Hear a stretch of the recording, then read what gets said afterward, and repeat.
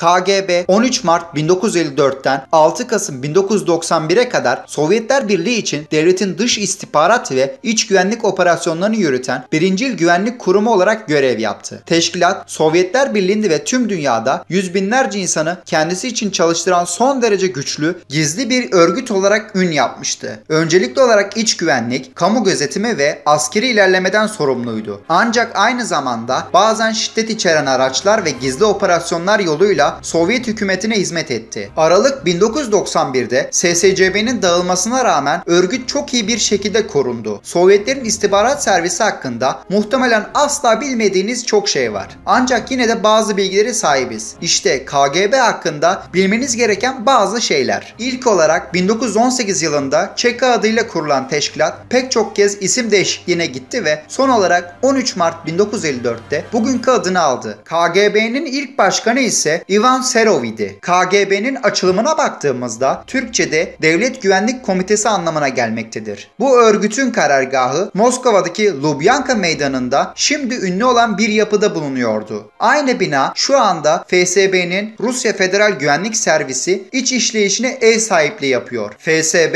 KGB'ye benzer bir amaca hizmet etmektedir. Ancak itibarı KGB'ninki kadar kötü değildir. 1975 ve 1991 yılları arasında Vladimir Putin örgüt için yabancı istihbarat subayı olarak çalıştı. 1987'de Ulusal Halk Ordusu'ndaki üstün hizmetleri için altın madalya, 1988'de Ulusal Halk Ordusu liyakat madalyası ve ardından şeref rozeti ile ödüllendirildi. Sovyetler Birliği'nin istihbarat servisi en iyi dönemlerini yaşarken dünyanın en büyük casusluk örgütüydü. KGB'nin yüz binlerce sınır muhafızı askeri de dahil olmak üzere yaklaşık 480 bin ajanı olduğu tahmin ediliyor. Ayrıca Sovyetler Birliği'nin yıllar içinde potansiyel olarak milyonlarca muhbirlerden faydalandığı düşünülüyor. KGB'nin batıdaki tüm istihbarat teşkilatlarına sızdığı ve hatta neredeyse her batı başkentinde bir ajanı olabileceği düşünülüyor. KGB'nin casus ağı 2. Dünya Savaşı sırasında o kadar etkiliydi ki Stalin, müttefiklerinin ABD, Büyük Britanya, Fransa'ya askeri faaliyetleri hakkında onların Sovyetler Birliği ordusu hakkında bildiklerinden daha fazlasını biliyordu. Amerika'nın ilk CIA direktörü Allen Dulles, Sovyetler Birliği istihbarat servisi hakkında şunları söyledi. Bu gizli bir polis teşkilatından, bir istihbarat ve karşı istihbarat teşkilatından daha fazlasıdır. Başka ülkelerin iç işlerine gizlice müdahale etmek için bir yıkım, manipülasyon ve şiddet aracıdır. KGB'ye ve genel olarak Sovyetler Birliği'ne karşı duyulan kuşkular, Batı'da ve özellikle Amerika Birleşik Devletleri'nde yaygın bir komünizm korkusunun hakim olduğu Kızıl Tehlike sırasında daha belirgindi. 1991'de Sovyetler Birliği'nin dağılmasının ardından teşkilat resmen kaldırıldı ve yerine yeni bir iç güvenlik servisi olan FSB aldı. FSB,